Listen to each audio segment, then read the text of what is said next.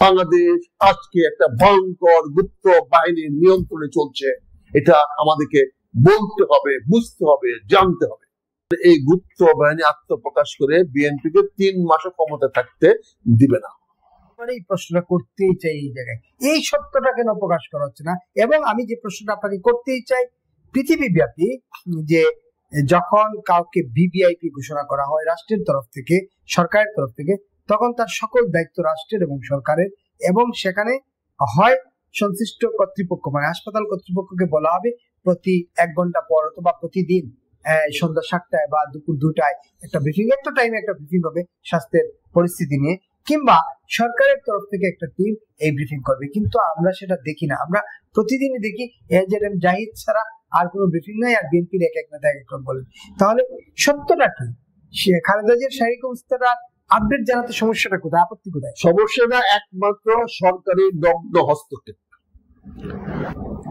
সরকারের নগ্ন হস্তক্ষেপের কারণে না পারতেছে সত্য কথা প্রকাশ করতে হাসপাতাল কর্তৃপক্ষ, না পারছে সত্য কথা প্রকাশ করতে বিএনপি নেতৃবৃন্দ, তাও ভয়ের মধ্যে আছে, হুমকির মধ্যে আছে।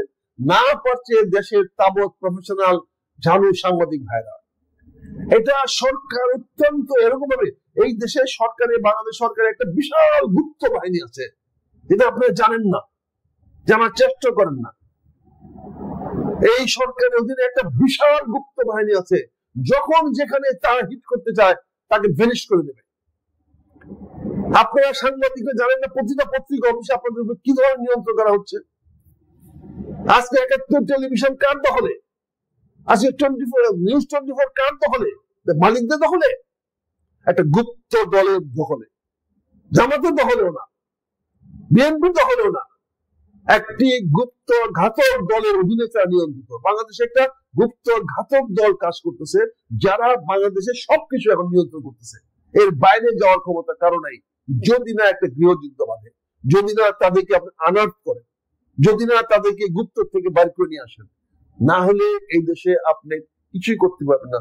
সরকার নিজেও এই গুপ্ত বাহিনীর হাতে বন্দী, জিম্মি এবং নিয়ন্ত্রিত। আপনি তো বলেন সরকারের গুপ্ত বাহিনী তারা, তাহলে সরকার তার হাতে জিম্মি থাকবে কেন? সরকারের গুপ্ত বাহিনী বলে তো জিম্মি, সরকার তো গুপ্ত বাহিনী পালাতে পারে না। সরকারের তো কোনো অধিকার নেই গুপ্ত বাহিনী পালা।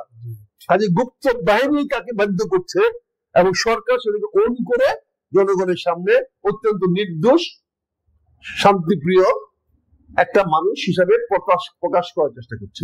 এই গুপ্ত বাহিনীর শক্তির নেপথ্যে কারা, এটা বলার মতো সাহস আমার নাই, কারণ আমি এখনো তাড়াতাড়ি ওদের টার্গেট হতে চাই না। তবে আমি জানি, আমাকে ইন্টারোগেট করেন, আমাকে ডিপ থেরাপি করেন, আমি বলে দেবো, কিন্তু ইচ্ছা কিন্তু বলবো না। একেবারে। তার মানে একটা গুপ্ত বাহিনী বাংলাদেশের রাজনীতি এখন বিচরণ করছে, রাজনীতিকে একদম ছন্নছাড়া করে দিতে, নাকি? অবশ্যই 100বার আপনি পছন্দ, আমি 100বার একমত পোষণ করছি। বাংলাদেশের রাজনীতি অনেকদিন ধরে বিরাজনীতি করার চেষ্টা চলছে।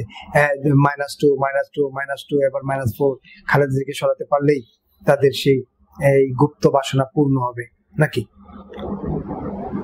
এরা বসে আছে একটা নির্বাচনের জন্য। নির্বাচনের মাধ্যমে কারা ক্ষমতায় আসে তার উপর নির্ভর করছে এই গুপ্ত বাহিনীর প্রকাশটা হবে কি হবে না।